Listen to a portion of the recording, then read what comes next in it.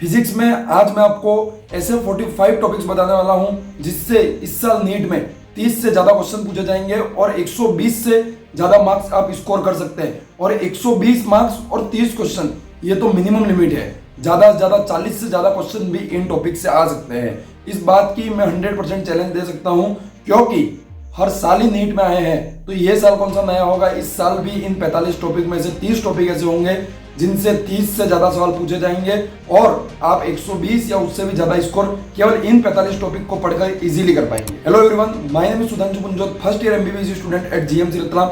आज की ये जो वीडियो है वो बहुत इंपॉर्टेंट है क्योंकि कई लोग जो होते हैं जो अपनी बायो स्ट्रॉन्ग कर लेते हैं, केमिस्ट्री स्ट्रॉन्ग कर लेते हैं, बट 90% नीट एस्पायरेंट जो होते हैं वो फिजिक्स को मुश्किल मानते हैं और उसी कारण उनका कहीं न कहीं सिलेक्शन रुकता है। बट अगर आपकी बायो बहुत स्ट्रॉन्ग है और केमिस्ट्री भी बहुत अच्छी है तो फिजिक्स एक ऐसा पोर्शन है जिसमें 120-130 नंबर लाकर अपने सिलेक्शन को 600 प्लस नंबर लाकर कंफर्म किया जा सकता है। तो यही सोच के साथ आज मैं आपकी एक बहुत बड़ी हेल्प करने के लिए नीट फिजिक्स में ऐसे 45 टॉपिक बताने वाला हूं जिन 45 टॉपिक में से 30 से ज्यादा टॉपिक से हर साल नीट में क्वेश्चन पूछे जाते हैं और इस साल भी पूछे जाएंगे। इस बात की मेरे को 100% चैलेंज है और मेरे को पूरा भरोसा है क्योंकि मैंने प्रीवियस ईयर 5 से 7 साल के पेपर का एनालिसिस किया है और देखा है कि ऐसे टॉपिक जो रिपीटेड नीट में पूछे जाते हैं उन टॉपिक की लिस्ट के साथ आज आपके सामने उनके जो प्रीवियस ईयर क्वेश्चन है उनको भी लेके आया हूं ताकि आप खुद देख पाए और अगर आप चाहे इन क्वेश्चन को आप सॉल्व भी कर पाए। तो ऐसे 45 टॉपिक जो है वो आज मैं आपको बताने जा रहा हूँ। तो वीडियो बहुत इंपॉर्टेंट है, लास्ट तक देखना। और आप खुद जानते होंगे इस चैनल पर रोज की आपको 2-3 वीडियो अच्छी इंफॉर्मेटिव और मोटिवेशनल मिल रही है, तो प्लीज चैनल को सब्सक्राइब कर लेना। एंड इस जो पूरे आज का वीडियो उसकी जो पीडीएफ है वो मैं अपने टेलीग्राम चैनल पर डाल दूंगा, जहां से आपको अगर डायरेक्ट देखना हो टॉपिक को तो देख सकते हैं। टेलीग्राम चैनल का लिंक जो है नीचे डिस्क्रिप्शन में दे रखा है। और किसी को अगर इन टॉपिक पे डाउट हो तो किसी भी प्रीवियस ईयर पेपर को उठा के देख लो। अगर इन 45 क्वेश्चन में से 30 क्वेश्चन आपको हर किसी पेपर में नहीं दिखे तो भले आप चैनल को अनसब्सक्राइब करके चले जाना, बट 100% चैलेंज है। मिनिमम 25 क्वेश्चन तो आपको दिख ही जाएंगे और मैक्सिमम मैंने देखा है 35-40 क्वेश्चन भी आ रहे हैं केवल इन टॉपिक से। तो बिना किसी देरी के आज का ये वीडियो शुरू करते हैं। तो मेक श्योर आप वीडियो को लास्ट तक देखना और चैनल को सब्सक्राइब करना। तो शुरू करते हैं। सबसे पहली चीज अपन देखेंगे कि जो टॉपिक है उसमें से 30 टॉपिक हर साल नीट में पूछे जा रहे हैं और कई बार 40 से ज्यादा क्वेश्चन भी आप इससे स्कोर कर सकते हो। ये बात मैंने आपको बता दी। अब एक एक करके अपन हर चैप्टर को देखते हैं। सबसे पहला है unit and dimension. Unit and dimension से पहला जो क्वेश्चन पूछा जाता है, आजकल 4 से 5 क्वेश्चन पूछे जा रहे हैं हर चैप्टर का। अगर आपको वेटेज देखना हो और ऐसे कौन से इंपॉर्टेंट 10 चैप्टर है वो देखना हो तो उस वीडियो को भी मैंने कई दिनों पहले अपलोड कर दिया था, अगर आप चाहे तो उसको भी देख सकते हैं। बट आज मैं आपको चैप्टर नहीं उनके इंपॉर्टेंट टॉपिक भी साथ में बताऊंगा। तो पहला चैप्टर है यूनिट एंड डायमेंशन, जिसमें पहले टाइप का क्वेश्चन पूछा जाता है जो कि हर साल ही लगभग पूछा जा रहा है आजकल, यूनिट फाइंड करने का। वो भी कैसे? बाय फॉर्मूला ऑफ अदर, मतलब किसी और क्वांटिटी का आपको फॉर्मूला दे रखा होता है जिससे किसी और की आपको यूनिट फाइंड या डायमेंशन फाइंड या उसी का फॉर्मूला फाइंड करना पड़ता है। जैसे कि एक क्वेश्चन दे रखा है यहाँ पर, अगर फोर्स ए पे वेलोसिटी v और टाइम t है तो फिर आपको डायमेंशन पूछ लिया मास की। इस टाइप के क्वेश्चन हर साल ही आ रहे हैं, तो इस टाइप के क्वेश्चन को आप जरूर एक बार करें और इस टॉपिक को आप अच्छे से पढ़ ले। दूसरा है एरर का, और इसमें भी mainly percentage error. Percentage error बहुत इंपॉर्टेंट टॉपिक है, हर साल या फिर एक साल छोड़ के एक साल इसका क्वेश्चन आता है। एक क्वेश्चन भी मैंने यहाँ दे रखा है, आप चाहे तो इसको पढ़ सकते हो और चाहे तो सॉल्व भी कर सकते हैं। पूरी पीडीएफ में टेलीग्राम चैनल पे दे दूंगा। थर्ड क्वेश्चन है किसी की डायरेक्ट डायमेंशन पूछ ली जाती है। देखो जैसे यहाँ पूछे स्ट्रेस की डायमेंशन, उसके बाद सरफेस टेंशन की डायमेंशन, इस तरह से हर साल मतलब किसी की डायमेंशन डायरेक्ट पूछ ली जाती है। ठीक है। सेकंड चैप्टर है motion in 1D। Motion in 1D में मेन क्वेश्चन जो हर साल लगभग पूछा जाता है वो है डिफरेंशिएशन और इंटीग्रेशन का। कैसे? अगर आपको डिस्प्लेसमेंट, वेलोसिटी और एक्सेलरेशन तीनों में से किसी एक क्वांटिटी को दिया जाता है और दूसरे को पूछा जाता है और वो डिपेंड करता है कि उसका डिफरेंशिएशन करना है या एक्सेलरेशन। इस टाइप के 2 क्वेश्चन मैंने आपके सामने यहाँ रख रखे हैं, आप इनको देखो। जैसे कि यहाँ एस मतलब डिस्प्लेसमेंट दे रखा है और फिर अपन को क्या पूछ लिया, एक्सेलरेशन पूछ लिया है, तो इसको 2 बार डिफरेंशिएट करना है। ये सारी चीजें आपको पढ़ लेनी है कहीं से भी, आप चाहे वहां से वन शॉट से पढ़ लो, यूट्यूब पे बहुत वीडियो अवेलेबल है। ठीक है। दूसरा है ग्राफ्स। ए, वी और एस तीनों का जो इंटर कन्वर्जन है और इंटीग्रेशन डिफरेंशिएशन से वो भी आपको पढ़ लेना और तीनों का जो ग्राफ है वो भी आपको पढ़ लेना है। साथ ही इनके बेसिक फॉर्मूले कि अगर डिस्प्लेसमेंट सेम है तो वेलोसिटी कैसे चेंज होगी, ये सारी चीजें आप एक बार देख ले जो बेसिक है इन तीनों का। बाकी ज्यादा 1D मोशन पढ़ो तो बहुत लंबा है, बट ज्यादा आप किसी में ना उलझे। और अगर एक टॉपिक ऐसा जो आप करना चाहे तो कर सकते हैं मोशन अंडर ग्रेविटी। ठीक है। नेक्स्ट चैप्टर की ओर चलते हैं, मोशन इन 2D। वीडियो थोड़ा सा लंबा है बट बहुत इंपॉर्टेंट और इंफॉर्मेटिव वीडियो है। ठीक है। इसमें पहला क्वेश्चन आता है प्रोजेक्टाइल मोशन का। प्रोजेक्टाइल मोशन के अंदर रेंज, टाइम और हाइट इन तीनों के जो फॉर्मूले हैं सारे के सारे वो याद कर लेना। डायरेक्ट फॉर्मूला बेस्ड क्वेश्चन आता है, जैसे कि देखो यहाँ पर एक क्वेश्चन मैंने लिख भी रखा है, ठीक है। दूसरा आएगा रिलेटिव मोशन का। रिलेटिव मोशन में मेनली रिवर प्रॉब्लम और रेन प्रॉब्लम जो होती है उनको अच्छे से कर लेना, और उनको सोल्व करने का बिल्कुल इजी तरीका है वेक्टर से। मैं अभी अपने चैनल पर फिजिक्स की ट्रिक का वीडियो डाल रहा हूं, जिसमें मैं ये वीडियो कुछ ही समय में जरूर डालूंगा कि वेक्टर से आप रेन प्रॉब्लम और रिवर वाली प्रॉब्लम को कैसे सोल्व कर सकते हैं। दो टॉपिक को भी आप जल्दी सोल्व करें। मैं ये कोशिश करूंगा ये जो इंपॉर्टेंट 45 टॉपिक है, इन 45 को सोल्व करने का इजी तरीका और ट्रिक के वीडियो भी मैं अपने चैनल पर डालता रहूंगा, ठीक है। नेक्स्ट चैप्टर के जो होता है मोशन, लॉ ऑफ मोशन, ठीक है। इसमें आएगा नॉर्मल पुली वाले जो सिस्टम होते हैं उसमें आपको एक्सेलरेशन और टेंशन फाइंड करना आनी चाहिए। जो भी पुली वाले सिस्टम होते हैं इस टाइप के, यहाँ एक बॉक्स लटका देते हैं किसी मास का, यहाँ लटका देते हैं, इस टाइप में आपको किसी के भी एक्सेलरेशन और टेंशन फाइंड करना आनी चाहिए। दूसरा basic formula of friction. Friction के जो भी बेसिक फॉर्मूलाज होते हैं वो आपको ध्यान रखने चाहिए, जिससे अपन एक्सेलरेशन कैसे निकाल सकते हैं। ये सारी चीजें एडवांस लेवल पर नहीं जाना है, जहां एक के ऊपर एक ब्लॉक रखा होता है और इस टाइप के क्वेश्चनों को आपको अभी सॉल्व नहीं करना है। ये बहुत रेयर केस में आते हैं। अभी अपन को ऐसे टॉपिक को करना है ताकि अपने 120 नंबर सिक्योर हो जाए, ठीक है। यहाँ पर मैंने ये कुछ क्वेश्चन भी दे रखे हैं, आप चाहे तो आप इनको देख सकते हैं कि इन टॉपिक पे पहले प्रीवियस ईयर में कैसे क्वेश्चन पूछे गए। 21 में पूछा गया है, 22 में पूछा गया है, 23 में पूछा गया है, हर साल ही पूछे जाते हैं इन टॉपिक पे क्वेश्चन, ठीक है। आगे चलते हैं, work energy power. Work energy power में अपना 10वां इंपॉर्टेंट टॉपिक है internal energy and energy conservation. Internal energy, kinetic energy और पोटेंशियल एनर्जी, इन तीनों को अच्छे से कर लेना। और एनर्जी कंजर्वेशन के जो लॉ है कि दोनों एनर्जी को कैसे बराबर करना है और कब कौन सी एनर्जी को किसके साथ इक्वल करना है, इन चीजों को आप जरूर एक बार देख लेना, ठीक है। साथ ही आप formula and sign concept of work, मतलब वर्क का फॉर्मूला तो बहुत इजी है, सब याद कर लेते हैं, बट कब कौन सा साइन लगाना, कब पॉजिटिव लगाना, कब नेगेटिव लगाना, इसी में उलझ कर अपना क्वेश्चन हर बार गलत होता है। इस कॉन्सेप्ट को अच्छे से तैयार कर लेना। यहाँ कुछ क्वेश्चन दे रखे हैं जिनको आप देख के इजीली सॉल्व कर सकते हैं, ठीक है। दूसरा है रोटेशनल मोशन। रोटेशनल मोशन के जो क्वेश्चन है उसमें बहुत इंपॉर्टेंट चैप्टर माना जाता है, क्योंकि इससे 3 से 4 क्वेश्चन हर साल पूछे जाते हैं, बट डिफिकल्ट भी मानते हैं। बट एटलीस्ट आप इन चीजों को तो आप कर ही ले। और बहुत सारी चीजें एक और है कि रोटेशनल मोशन में कई सारे टॉपिक हट भी गए, तो जो हट गए उनको करना है या नहीं वो भी मैं आपको बता देता हूँ एक बार। देखो, मोमेंट ऑफ इनर्शिया, आपको सारे जो सिस्टम है उनका याद करके जाना, फॉर्मूला बहुत इंपॉर्टेंट है। बिकॉज कि इस बार एंगुलर मोमेंटम एक सबसे इंपॉर्टेंट टॉपिक माना जाता है जो इस साल नीट में नहीं पूछा जाने वाला है, तो कम से कम इन टॉपिक को तो आप करें। मोमेंट ऑफ इनर्जी 100% क्वेश्चन आएगा। मैंने बकायदा केवल एक मात्र ऐसा टॉपिक है जिसको 100% लिख रखा है, और नीट के पेपर के दिन मैं आपको बताऊंगा कि एनालिसिस करके कि इन 45 टॉपिक में से कितने पे नीट में क्वेश्चन आया है, ठीक है। सेकंड है angular kinetic energy and momentum. देखो, काइनेटिक एनर्जी और मोमेंटम जो होता है इसके ऊपर जो इन दोनों का रिलेशन होता है, इसके ऊपर हर साल क्वेश्चन पूछा जाता है। या तो वो एंगुलर होगा या फिर नॉर्मल होगा, बट क्वेश्चन पूछा जाएगा उनके रिलेशन पर। बोलेंगे अगर ये 200 टाइम कर दिया तो ये कितना टाइम हो जाएगा, इस टाइप के क्वेश्चन आएंगे, इसको आप जरूर कर ले, ठीक है। एक है सेंटर ऑफ मास। आपको किसी भी यूनिफॉर्म जो रोड है उसका सेंटर ऑफ मास नहीं करना है, बाकी सबका सेंटर ऑफ मास कंप्लीट करके जाना और फॉर्मूले याद कर लेना, ठीक है। नॉर्मली आप बेसिक जो ये स्क्वायर वगैरह क्यूब वगैरह होते हैं उनके आप पढ़ ले। दूसरा है मोमेंट कंजर्वेशन, आपको नहीं पढ़ना है क्योंकि वो नहीं आएगा कहीं कहीं, बट एनर्जी कंजर्वेशन जो है वो आपको पढ़ के जाना, क्योंकि मोमेंटम कंजर्वेशन नहीं आ रहा था, एनर्जी कंजर्वेशन आने के चांस है, बट ये थोड़ा सा डिफिकल्ट है, तो आप चाहे तो इसको स्किप कर सकते हैं, बट इंपॉर्टेंट है, क्वेश्चन आने के चांस है, क्योंकि मोमेंट कंजर्वेशन इस साल नहीं आने वाला है, ठीक है। नेक्स्ट चैप्टर है अपना ग्रेविटेशन। ग्रेविटेशन से मेनली ग्रेविटेशनल फील्ड और ग्रेविटेशनल एनर्जी जो होती है उस पर क्वेश्चन आए जाते हैं, जो कि 2023 में भी पूछा गया था और इस साल भी पूछा जाएगा। मेरे को 90% तो श्योरिटी है कि इसी टॉपिक के क्वेश्चन आएगा, क्योंकि एक इससे और या फिर एक केपलर लॉ या सैटेलाइट से क्वेश्चन आता था, तो सैटेलाइट इस साल हट गया है तो उससे क्वेश्चन आएगा नहीं, ठीक है। आगे चलते हैं, थर्मल प्रॉपर्टीज ऑफ हीट। इससे temperature and common temperature, sorry time and temperature and common temperature. कई बार ऐसी रोड होती है 3 और यहाँ पर तीनों जगह पर A, B, C पर टेम्परेचर देते हैं और कॉमन पॉइंट पर टेम्परेचर पूछ लेते हैं। इस टाइप के क्वेश्चन आप जरूर सोल्व करें, इस टाइप के क्वेश्चन बार बार फ्रिक्वेंटली पूछे जाते हैं, ठीक है। और साथ ही इस टाइप के क्वेश्चन जैसे कि आप दे रखे, देखो कि अगर 10 मिनट में टेम्परेचर 90 से 80 हो गया, तो अगले 10 मिनट में 80 से 72 हो गया, तो अगले 10 मिनट में क्या होगा, इस टाइप के क्वेश्चन भी आप जरूर सोल्व कर ले। ये 2 टाइप के क्वेश्चन इस चैप्टर से पूछे जाएंगे। नेक्स्ट चलते हैं थर्मोडायनेमिक्स की ओर। थर्मोडायनेमिक्स में कुछ नहीं करना है, 4 प्रोसेस है अपने पास। चारों प्रोसेस की एक टेबल होती है जो आपको हर जगह मिल जाएगी, मैं भी अपने टेलीग्राम चैनल पर अपलोड कर दूंगा। उसके वर्क के फॉर्मूले चारों प्रोसेस के, इंटरनल एनर्जी के, फ्रिक्शन के फॉर्मूले, सॉरी फ्रिक्शन क्या, F और R जो होते हैं उसके, और ग्राफ्स, ये आप याद कर लेना। देखो बार बार इन पे क्वेश्चन पूछे गए, मैंने यहाँ 4-5 क्वेश्चन दिखा रखे आपको।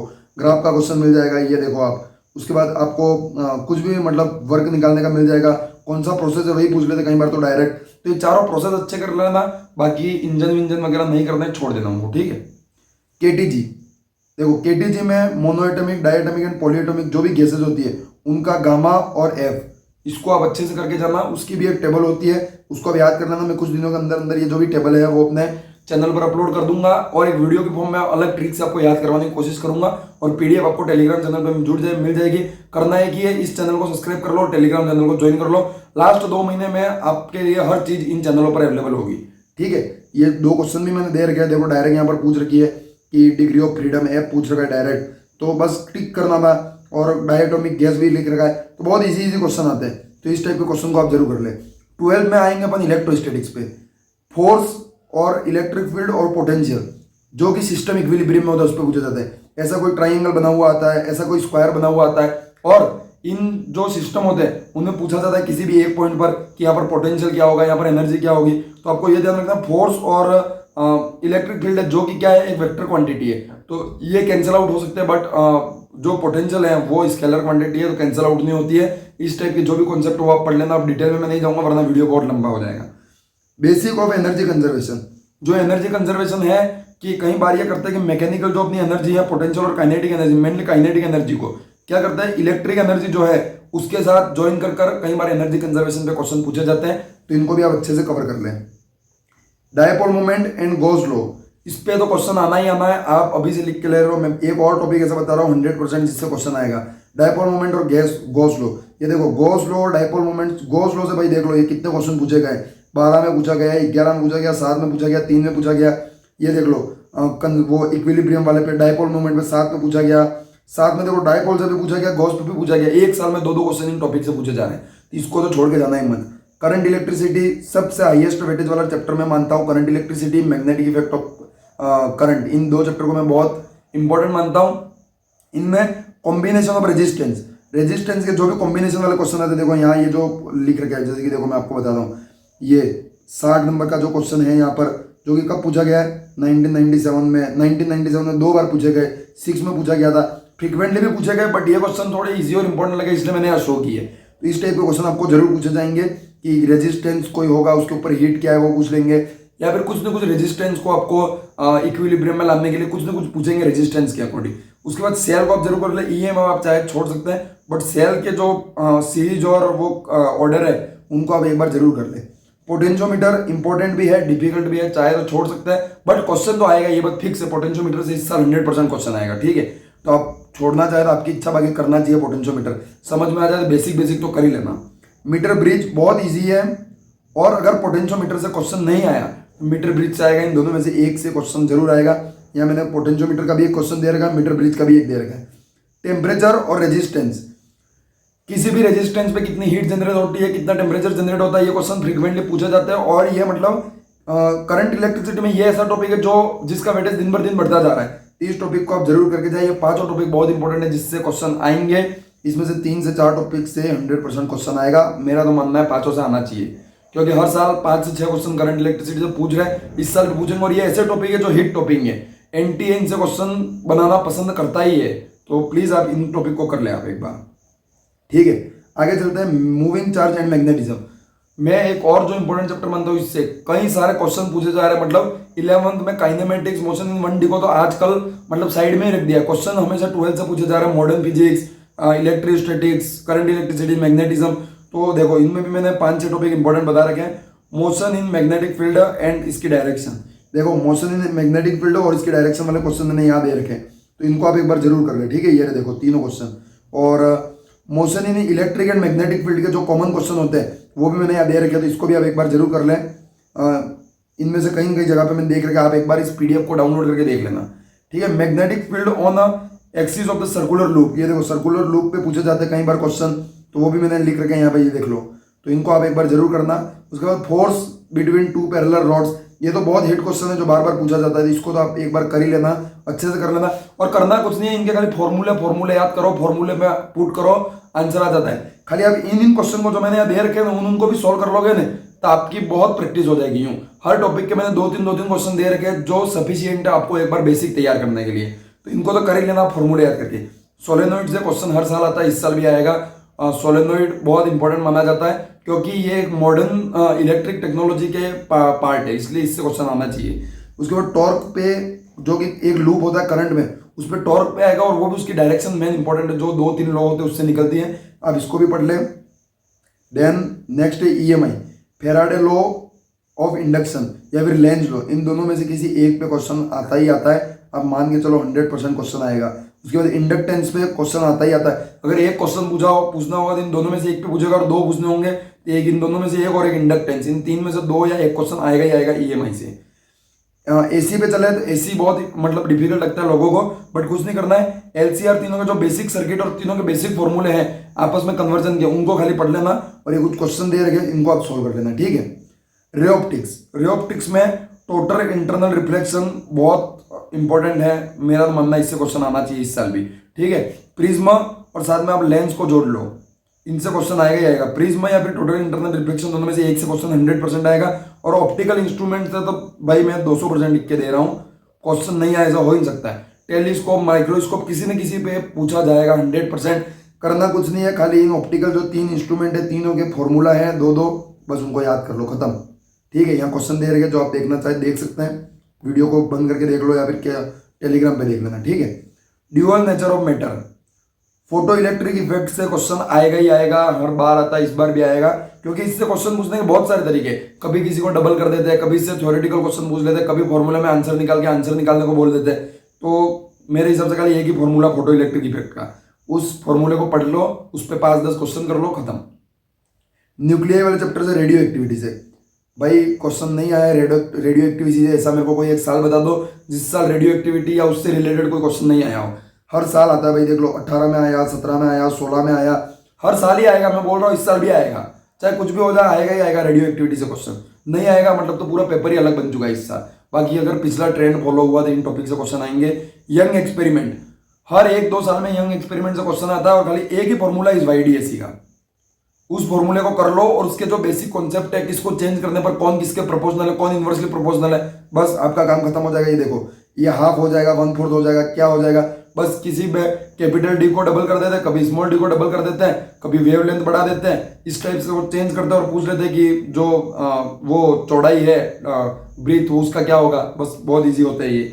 और बाकी आप देख सकते हैं ये इस टाइप के जो क्वेश्चन है वो पूछे जाते हैं, मैंने आपको एक बार बता दिया, ठीक है। इस टाइप से जो 45 क्वेश्चन थे वो आपके कंप्लीट होते हैं और 45 क्वेश्चन बहुत इंपॉर्टेंट है। वीडियो थोड़ी सी लंबी है बट बहुत इंपॉर्टेंट वीडियो है। टॉपिक भी बताया मैंने आपको, साथ में प्रीवियस ईयर क्वेश्चन भी बताए। आप चाहे तो कम से कम एक बार अपना बेसिक बना लीजिए, इन क्वेश्चन को तो सॉल्व कर ले।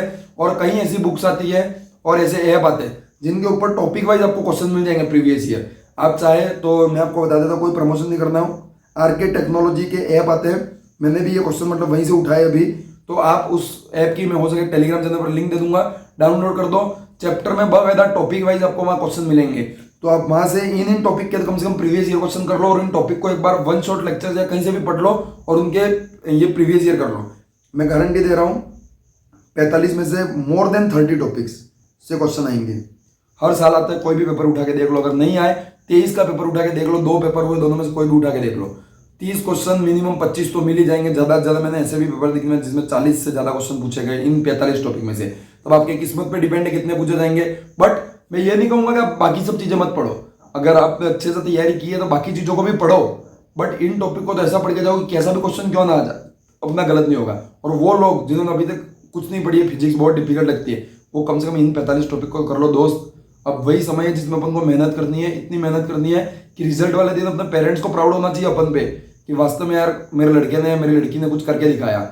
मतलब मैंने जो अपनी तैयारी की थी वो एक ही मोटिवेशन के लिए की थी और एक ही चीज के लिए की थी कि बस जिस दिन मेरा रिजल्ट आएगा ना, अपने माँ बाप के चेहरे पर वो मुस्कुराहट देखनी है और वो गर्व देखना है जो उन्होंने मेरे लिए किया है, जो उन्होंने मेरे लिए मेहनत की है। पैसे ना होने के बाद भी जो कोचिंग की फीस भरने के लिए उन्होंने पैसे दिए मेरे को और मेरे को 2 ड्रॉप लिलवा कर पढ़ाया, बस उनकी जो ये मेहनत है उसको वसूल करना है, ये मैं चाहता था और यही मेरा सपना था। और मैंने इसी कारण दिन रात सब डिस्ट्रैक्शन क्या होता मेरे को नहीं पता था सेकंड जब मैंने ड्रॉप लिया तब, और सब भूलकर बस पढ़ना पढ़ना पढ़ना। और वाकई मैंने इतनी पढ़ाई की और बाकायदा अच्छी रैंक के साथ सेलेक्ट होकर बताया। एम थोड़ा ऊंचा था एम्स में जाने का, बट कुछ मिस्टेक हो गई, सिली मिस्टेक, तो नहीं आ पाए। क्या टेंशन है यार, मेडिकल कॉलेज में तो आ गए, MBBS तो कर रहे हैं 5 साल में, जैसे ही MBBS करेंगे डॉक्टर तो बन ही जाएंगे। और डॉक्टर बनने के बाद क्या है, पीजी में अच्छी रैंक निकाल लेंगे, कहीं और अच्छी जगह से पीजी कर लेंगे, तब यूजी को कौन पूछेगा। मतलब आगे की जो लाइफ है वो तो चलती रहेगी, बट अभी आपका काम है इन 2 महीनों में अपनी जान लगा दो पूरी, और सिलेक्शन के साथ ही अब बाहर निकलना है और अपने पेरेंट्स को प्राउड फील करवाना है, और जो भी करना है बस अब उनके लिए करना है, अपना इसमें कोई स्वार्थ नहीं है, ठीक है। तो आज की जो वीडियो यहीं खत्म करते हैं। चैनल को सब्सक्राइब कर लेना, बहुत अच्छी इंफॉर्मेटिव और मोटिवेशनल वीडियो आपको इस चैनल पे मिलती रहेंगी। Thank you very much and all the very best for your upcoming NEET exam.